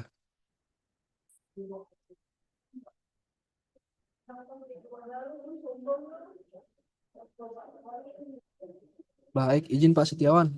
Mungkin ini dia. Jadi secara kearsipan, untuk hal tersebut sebenarnya tidak bisa dilakukan ya Pak, karena sudah mencoreng atau menghilangkan dua dua poin di sini Pak. Jadi arsip itu kan memang sebenarnya bercerita ya Pak. Coba kalau kita sudah buat untuk penyampaian data ulang itu udah mungkin karena kita nggak punya, kalau di mata aku mungkin autentisitasnya sudah hilang Pak. Jadi bagaimana sih kita bisa bisa bisa yakin kalau memang arsip yang kita kumpulkan data ulang itu adalah arsip yang autentik, yang sebelumnya memang sudah diberi, yang sebelumnya sudah pernah menjadi syarat untuk terkait dengan uh, arsip tersebut. Kemudian arsip yang terpercaya, apakah memang bisa kita katakan arsip yang didata ulang itu adalah arsip yang dapat dipercaya? Karena kan memang di sini untuk apple to apple-nya kita nggak bisa nih Pak, karena kita hanya meraba-raba, walaupun memang hanya atas dasar penyampaian data ulang dari si pemohon yang mungkin uh, warkahnya hilang hilang tadi Pak. Jadi sebenarnya kalau dari segi kearsipan ini tidak bisa dilakukan ya Pak, karena kan memang sebenarnya arsip tersebut sudah pernah tercipta dan itu tidak akan tergantikan dengan arsip yang lain. Dan kalau karena memang posisinya di sini arsipnya sudah memang tidak ada, eh kita nggak bisa bandingin ya Pak, apakah memang arsip ini ya tadi autentisitasnya seperti apa, bisa tetap percaya atau tidak. Pada intinya ya kalau dari segi kearsipan ini sudah bukan merupakan arsip yang bisa kita jadikan warkanya lagi, karena memang sudah arsip itu tercipta ya sudah pada saat itu saja Pak. Jadi memang digunakannya. Jadi gimana caranya kan memang biar kita arsip ini dapat untuk tetap terpercaya itu tadi yang sudah saya jelaskan semuanya ke Pak Hermawan dalam pengelolaan arsip. Nah kalau kayak gini kan jatuhnya mungkin kita sudah ingin menggantikan ya Pak arsip yang sebenarnya sudah tercipta, cuma karena memang karena pengelolaan kita yang bagaimana ya kan menyebabkan arsip tersebut hilang. Jadi pada intinya mohon izin Pak untuk dari segi autentisitas dan arsip yang terpercaya itu tidak bisa kita katakan merekonstruksi kembali arsip yang telah kita ciptakan. Oh ya, boleh nambahin sedikit nggak Kak? Iya boleh Pak, silakan Oh ya, Pak. kalau Ya, seperti itu kan dalam artian memang kita digiring untuk buat berita acara warkah tidak ditemukan ya. Memang seperti betul. itu ya. Cuma itu aja solusinya ya jadinya ya. Eh, ya betul Pak. Soalnya memang ya di mata hukum untuk autentisitas dari arsip yang sudah diciptakan tidak tidak tidak tidak ada gitu Pak. Karena kan memang Oke. ini bukan arsip yang otentik yang dari memang Oh ya. sebelumnya sudah diciptakan. Ya, Begitu Pak. ya. Kalau Terima memang kasih mau, soalnya rujukan saya juga cuma aktualisasi juga iya itu betul Pak. baru-baru juga CPNS baru sih Iya aktualisasinya CPNS baru. Maksud saya betul kalau Pak. untuk berkas PTSL mungkin lah ya karena kan jangka Betul. waktunya proyek berkasnya Betul. kan juga nggak banyak cuma sekali tayang selesai gitu kan. Betul Pak. Ya udahlah terima kasih tak kira ada Baik. solusinya karena eh kalau dari kita pribadi saya hanya butuh suatu sistem ataupun cara misalnya kita mau buku tanah SU-nya ada, cuma warkah pendaftarannya mungkin yang nggak ada ya. Nah, saya butuh keyakinan nih, ada nggak sih prosedur agar kita tidak menyalahi aturan kalau kita itu turun ke lokasinya, terus mintakan apa keterangan tetangga batasnya, seperti itu boleh dilakukan tidak? Hanya itu saja sih. Semakin kita turun, semakin kita mengetahui tanahnya kan semakin yakin, walaupun dokumennya hanya dokumen baru seperti itu. Oke, itu tambahan terakhir. Cukup saya di sini. Coba dikasih gambaran. Mungkin kalau ada dari kantah-kantah lain juga kalau mau menambahkan ada gambaran, saya sangat terima kasih. Baik, terima kasih Pak. Izin kalau untuk dari saya, dari segi kearsipan seperti itu. Mungkin ada dari teman-teman teknis. Ada yang mau ditambahkan? Sebenarnya cukup ya.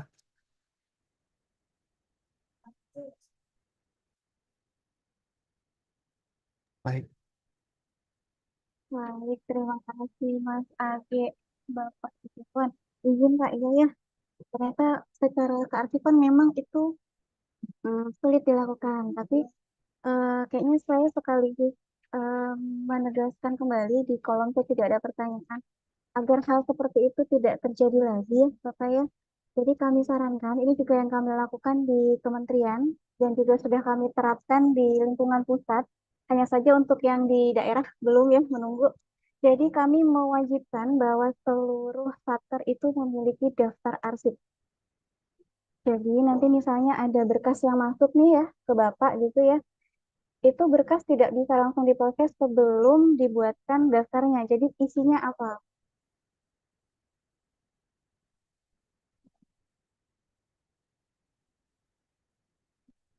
Ya, bisa dilanjutkan ya. Oke. Jadi dibuat itu satu berkas isinya apa saja. Dan itu nanti ada petugas, Bapak sebelum kita sudah mewajibkan bahwa seluruh satker itu harus memiliki SK tentang pengelola arsip. Jadi di dalamnya ada siapa saja petugasnya dan siapa saja yang boleh mengakses atau tidak mengakses arsipnya.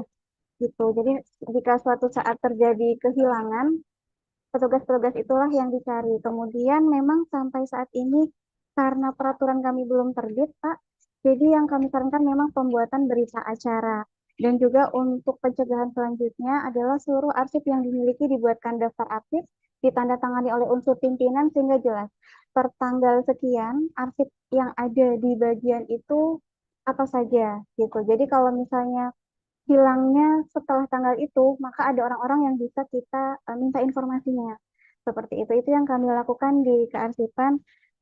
Kemudian nanti ke depannya, sepertinya akan kita buat semua itu di satu pintu ya, Bapak. Jadi hanya satu petugas, atau hanya beberapa petugas yang di SK-kan saja yang boleh mengelola arsipnya secara langsung. Kurang lebih seperti itu. Terima kasih. Baik, terima kasih Mbak Wulan. Nah, ini kembali lagi nih berarti kan memang gimana pengelolaan arsip kita ya. Nah, itu yang bakal kita rasakan di beberapa tahun kemudian. Ya mungkin kita yang merasakan eh, kayak ya mungkin tadi ada beberapa kasus tahun 80-an warkahnya nggak ada ya sebenarnya bukan pekerjaan kita pada saat itu kan. Cuma memang kita yang kelimbahan. Kembali lagi mungkin tadi sudah dijabarkan sama Mbak Wulan terkait dengan pengelolaan arsipnya. Ayo mari kita sama-sama mungkin melakukan perbaikan dulu ya terkait dengan pengelolaan arsip supaya nanti ya itu tadi untuk peminjaman arsip asli seperti ini ataupun layanan penggunaan arsip yang lainnya itu dapat lebih terkelola dengan baik sesuai prosedur. Jadi tidak ada arsip-arsip yang tercecer atau hal-hal yang tidak kita inginkan. Mungkin seperti itu aja Mbak Wulan. Bapak Setiawan, mohon izin sudah cukup ya Pak. Siap, Bapak. Cukup, Bapak. Terima kasih. Baik, terima kasih Pak Setiawan. Ibu Ana, Mbak Ana, izin. Baik, terima kasih Bapak Setiawan atas pertanyaannya dan Pak Mas Dani Agi untuk penjelasannya. Dan sepertinya waktu sudah menunjukkan 11.27. Jadi sudah di akhir acara. Jadi selanjutnya adalah kita akan mulai game Kahoot yang akan dipandu oleh Mbak Tian. Silakan Mbak Tian.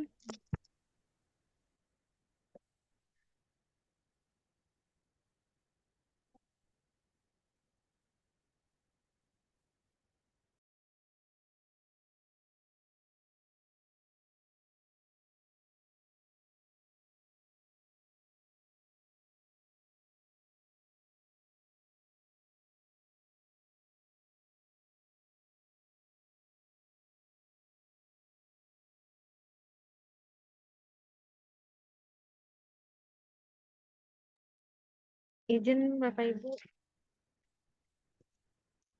sepertinya ada terkendala.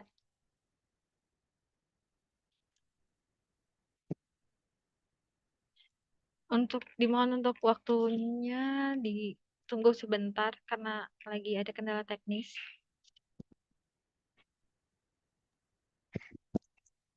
Mungkin sambil menunggu, ini ada beberapa pertanyaan dari kolom chat Mas Age. Saya sudah menjawab beberapa, tapi masih ada pertanyaan.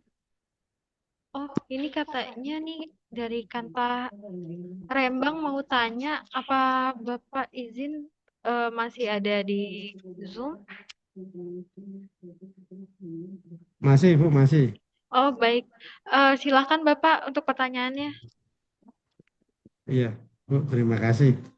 Jadi gini, Bu, di kami ini baru menemui untuk dari pajak kalau nggak salah, dari kantor pajak itu beliau minta istilahnya minta data yang berhubungan dengan apa ya, yang sebenarnya berhubungannya sama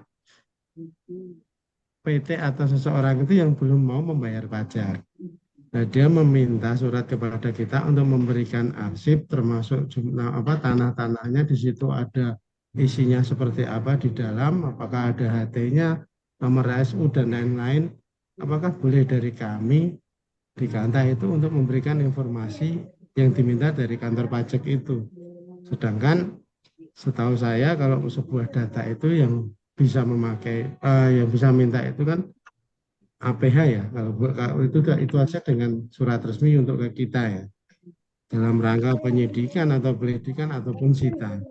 Jadi mohon pencerahan apa dari pajak Pratama itu kami bisa untuk memberikan informasi tentang arsip tersebut. Terima kasih.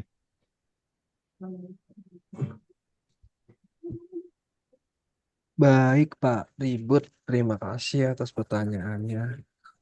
Ini terkait dengan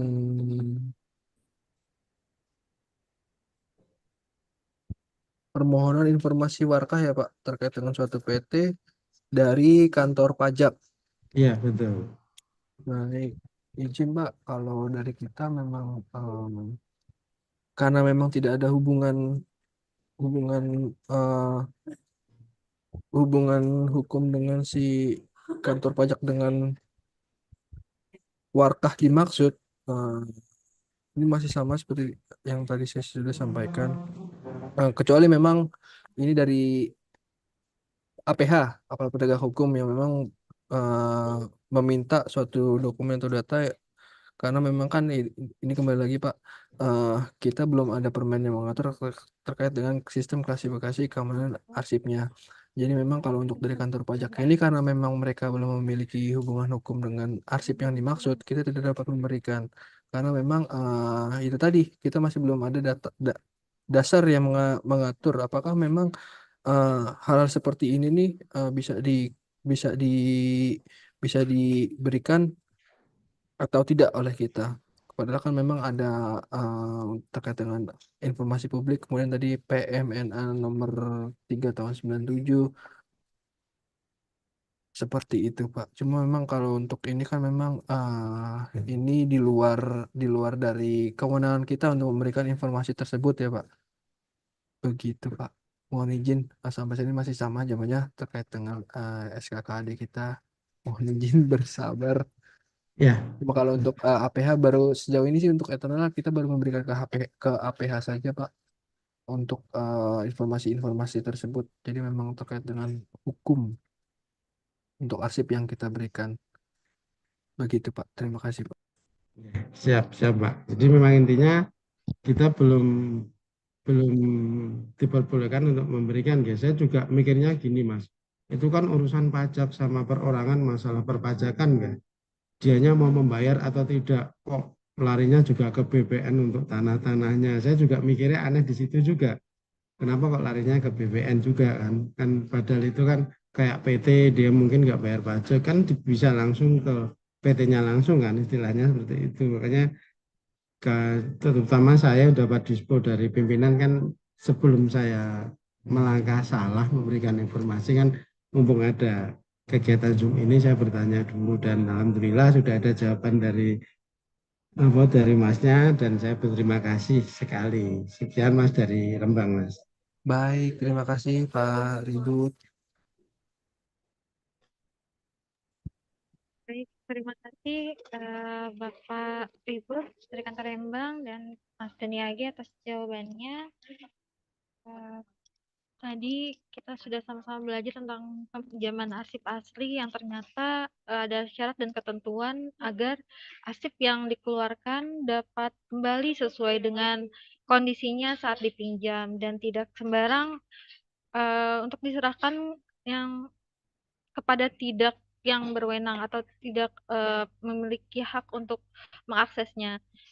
Jadi untuk selanjutnya kita ke sesi Kahoot yang akan dipandu oleh Mbak Tian. Silakan Mbak Tian. Baik, terima kasih Mbak Ana. Mohon maaf Bapak dan Ibu, tadi ada sedikit kendala. Izin saya untuk share screen Kahoot-nya.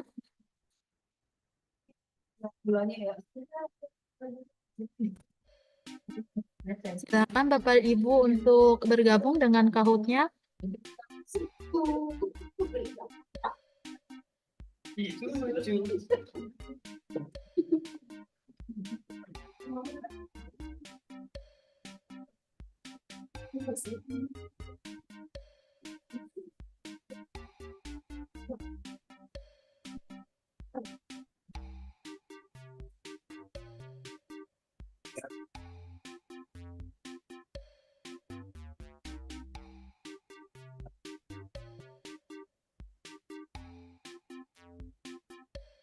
Silakan Bapak dan Ibu untuk bergabung untuk PIN-nya yaitu 411755.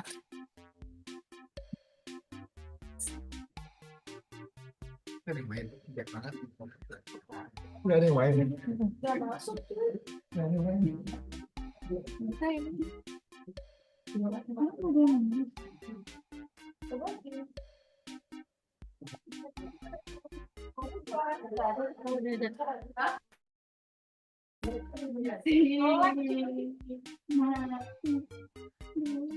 Seperti biasa aku minjem ini ya nanti.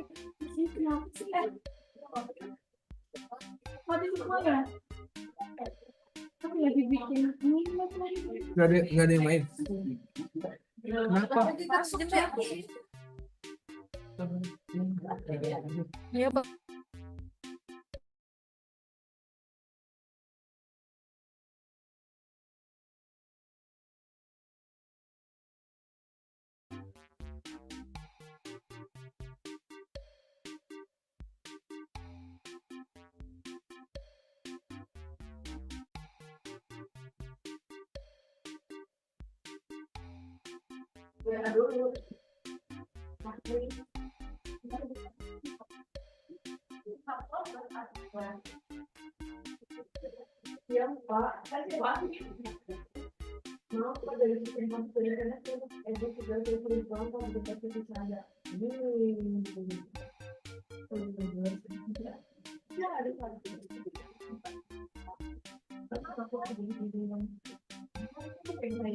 Sepertinya kita mulai saja ya karena pesertanya sudah ini masih ada yang bertambah.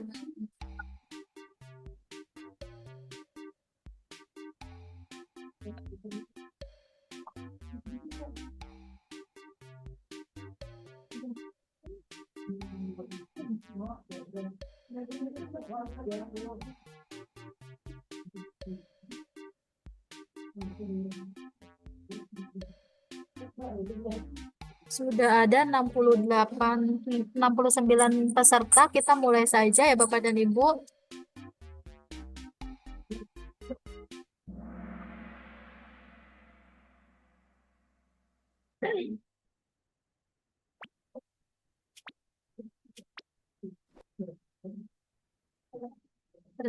Ketersediaan, pengolahan, dan penyajian arsip aktif menjadi tanggung jawab pengolah dan unit kearsipan.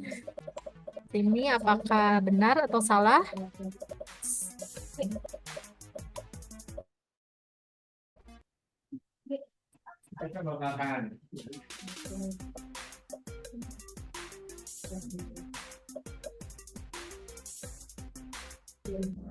Kita lihat ya, jawabannya adalah benar. Oh, ini sudah banyak yang menjawab benar, ada 67 dan yang masih salah ada 3. Di sini untuk skor tertingginya yaitu oleh ini PPPPOU ya, dengan skornya 976. Kita lanjut soal kedua. Penggunaan arsip dilaksanakan berdasarkan utusan unit pengolah. Benar atau salah?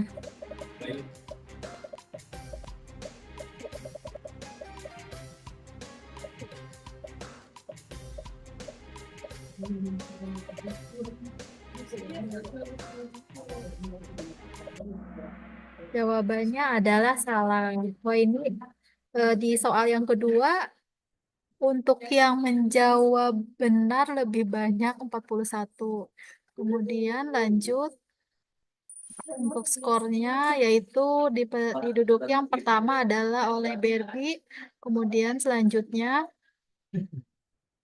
salah satu dasar hukum penggunaan arsip adalah UU nomor 43 tahun 2009 tentang kearsipan. Benar atau salah?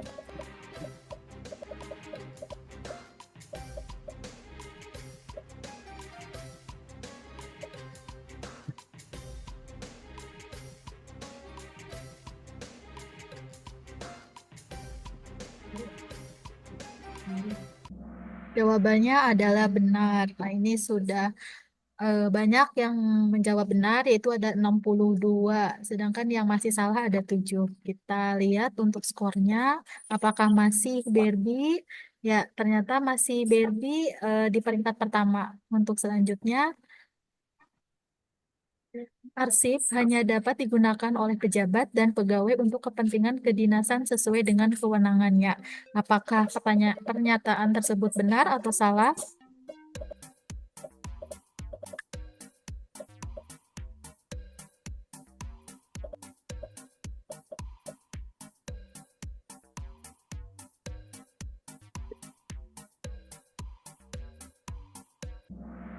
Jawabannya adalah benar.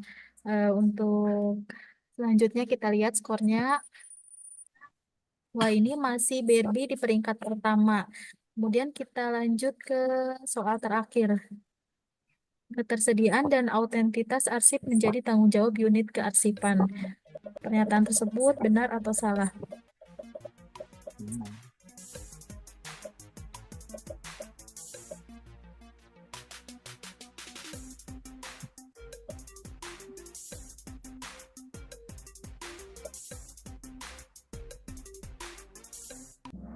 Jawabannya adalah salah. Di sini masih sedikit ya yang menjawab benar. Ada 13. Kita lihat skornya untuk yang peringkat ketiga. Kemudian peringkat kedua ada DFK dan peringkat pertama ada Kiki. Selamat untuk peringkat pertama. Sekian kuis Kahoot dari saya. Izin saya kembalikan kepada MC Mbak Ana. Terima kasih. Baik, terima kasih Mbak Tian atas Kahootnya. Semoga dengan itu mengingatkan kita atas materi-materi barusan. Nah, sekian acara mabar pada hari ini. Mohon maaf atas tingkah laku, kata dan perbuatan yang kurang berkenan. Silakan melanjutkan aktivitas kembali. Saya pamit. Sampai jumpa pada mabar episode selanjutnya. Wassalamualaikum warahmatullahi wabarakatuh. Waalaikumsalam warahmatullahi Wabarakatuh. wabarakatuh.